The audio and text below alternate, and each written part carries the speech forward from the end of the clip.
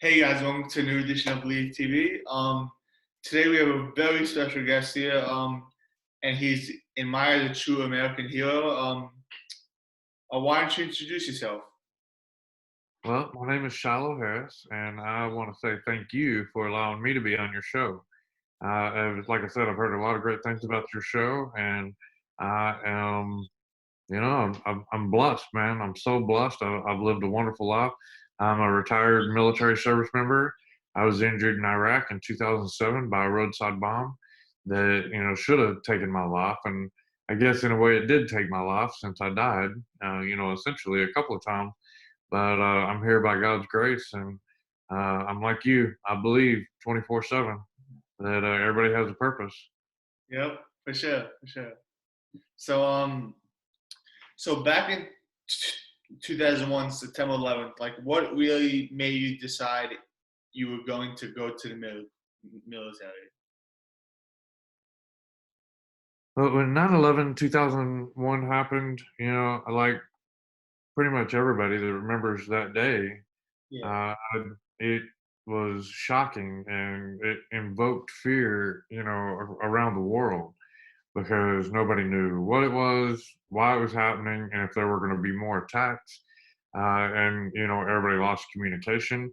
In fact, something that I don't always share with my regular stories is that I was an apprentice land surveyor, and I was out in the middle of nowhere, Texas, doing a survey on a really big ranch. And anyway, we couldn't get GPS signal. So what we did on those big ranches to do the survey where the property lines was is we would drive four wheelers around the property and use the GPS to mark our plots. So anyway, we were out there and we had just set up. And this is my first day running my crew. I'm the boss today. I was doing really good. I was happy. We get out there and nothing worked. The GPS wouldn't work, cell phones wouldn't work, nothing worked. Because when the attacks happened, they stopped all communications like that. They jammed everybody's yeah, frequencies, started monitoring everything. And, I didn't know.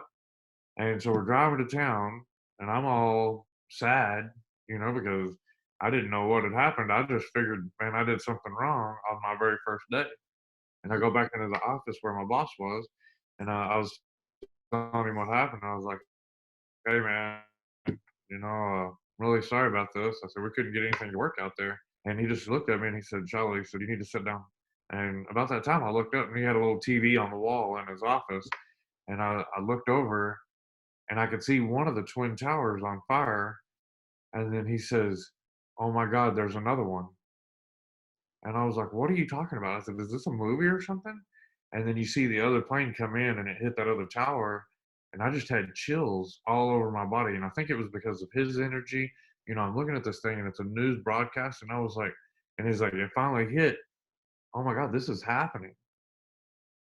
And, I came from a family of veterans. So I guess in a way it was a natural instinct for me to want to join the military and serve my nation after that moment. nice, nice.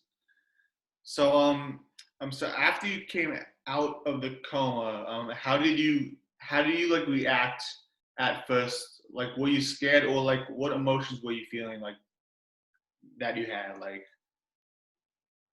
So that's a tough question because after the injury, a lot of people, I don't know if they know this or not. It's I was injured in Iraq in 2007. I know I mentioned that in the beginning in my introduction. yeah, The bomb was so catastrophic that it took three of my friends' lives.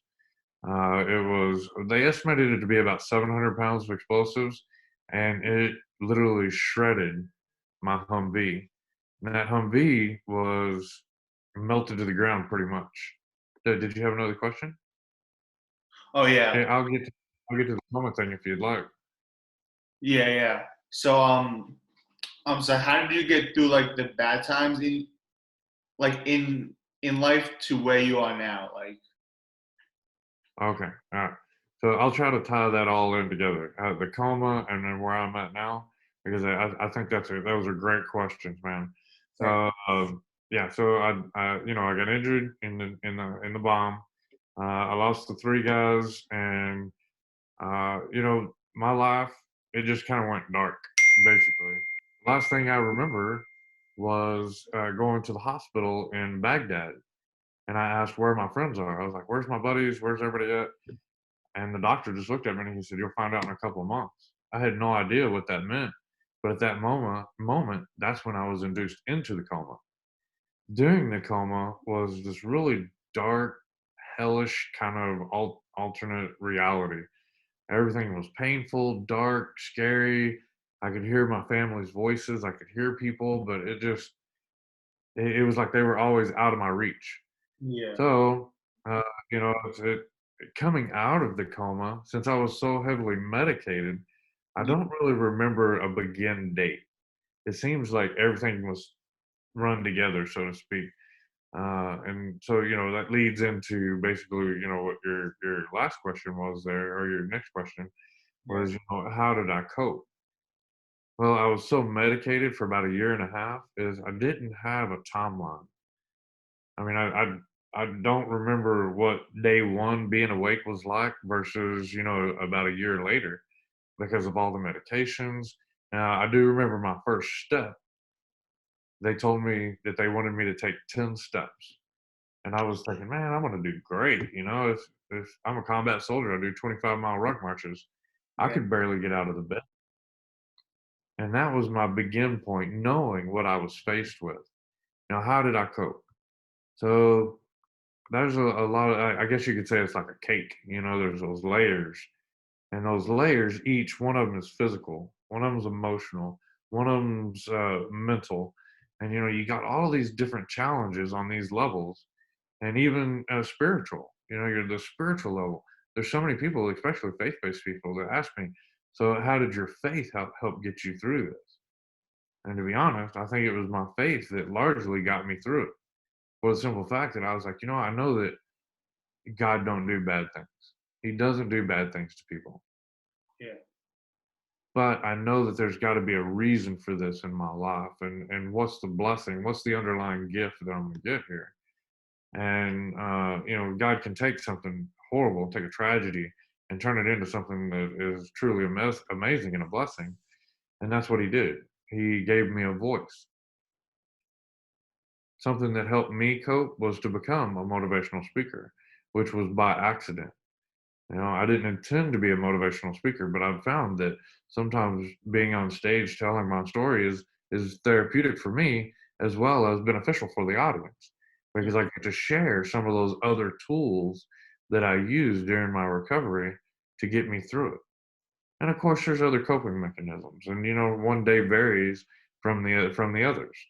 Because maybe I had high stress that day, or maybe I'm having a bad physical day, maybe a bad mental day, and so, it was really knowing yourself, leading myself, and being that voice inside my own head saying, "You can do this, Shiloh. You're stronger than you know. You can do this." And I did. Just like your shirt says, and just like what you stand for, I had to believe 24/7 that there was going to be a silver lining and that I was going to be blessed on the other side of this. And I truly have been. That's great. That's great. So so yes, I watched like the short documentary of the YouTube video that YouTube posted, or I don't know who posted it, but like anyway, so so towards the end of it, I think it was towards the end, so you hugged the driver in the car that got exploded, right? Yeah. So I'm looking at it right here. So is this the last question that you sent me? The number 5? so this is like one of the additional ones actually. So Okay. so The reason I'm asking is because I have such a hard time hearing, and I apologize. So could you maybe reword it or say it to me yeah, again? yeah. So so so when you first met, no, when you first saw the driver in your combat vehicle again after the explosion, how did you feel like after hugging him and all that stuff? Like, how did you like react? Like, how did you and him react? I should say. I'm going to tell you something. I really think that's a great question. You know why? Because hardly anybody's ever asked me that. I mean, I've told people, Yeah. but it was like having that first meeting, but nobody has ever asked me that. And I really appreciate it. You know why? Because that was another one of those markers in my recovery. I don't want to say the cornerstone, but it was like this this checkpoint. And it gave me another gut check, so to speak, in my recovery and where I was in this life. So the first time I saw my driver, which was the only other survivor Yeah. besides me, again, I said we lost 3 soldiers. Mhm.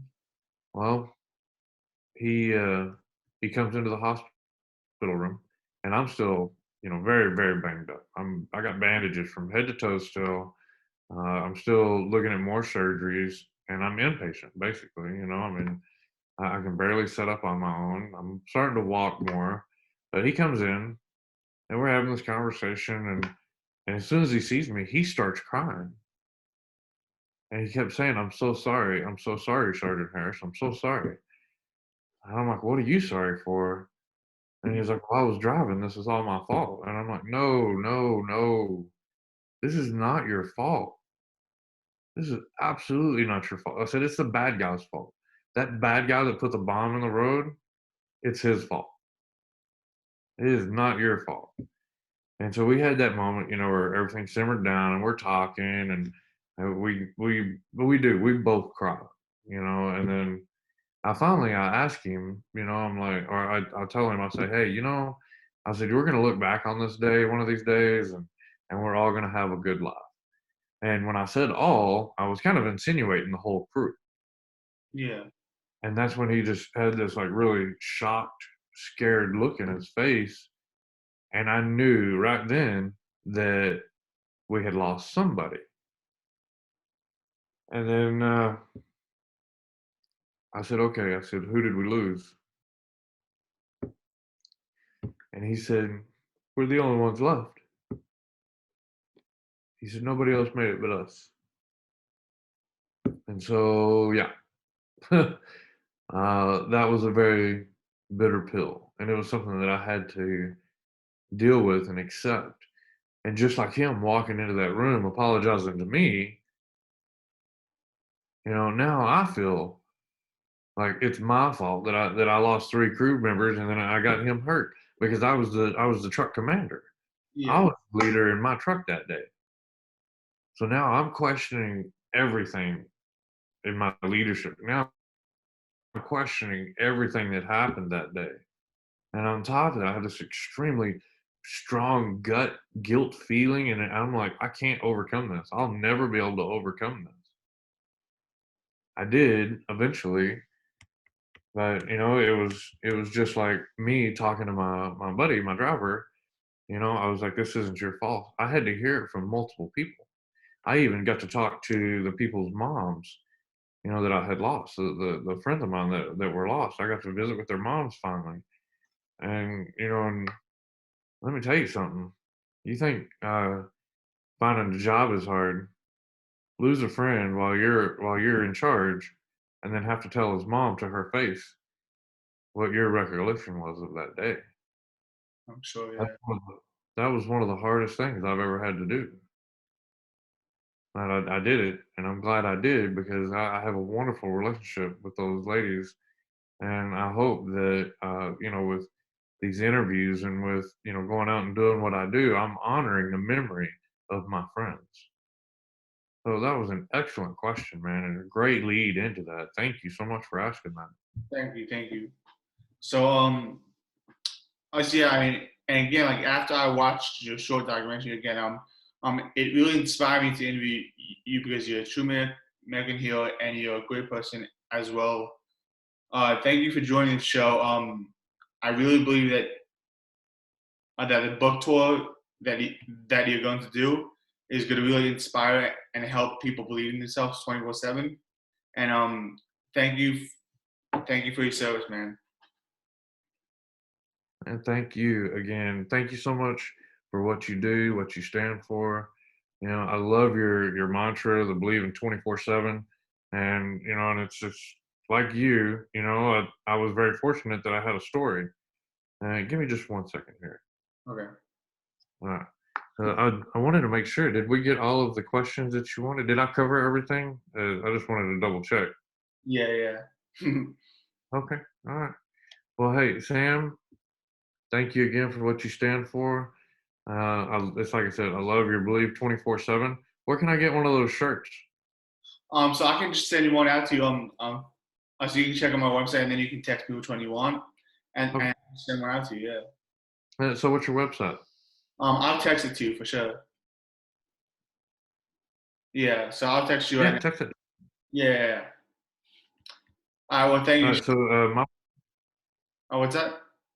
my website is boundlessspirit.com. Boundlessspirit.com. Okay. Oh wait, no, I'm sorry. Boundlessspiritinternational.com. Okay. And if anybody wants to follow me on social media, it's just Shilo Harris or Shilo A Harris on Facebook, Twitter, and I think Instagram. I don't do a lot on Instagram. I usually get on there and Yeah. I pop on for a minute. Sometimes I'll throw a picture up there, but not always. You never know. Yeah, for sure. Yeah. All right. Well, Mr. Ross, it was great visiting with you, brother. And again, thank you so much for what you do. Awesome. Thank you too. Thank you for your service. All right. Take care. You too.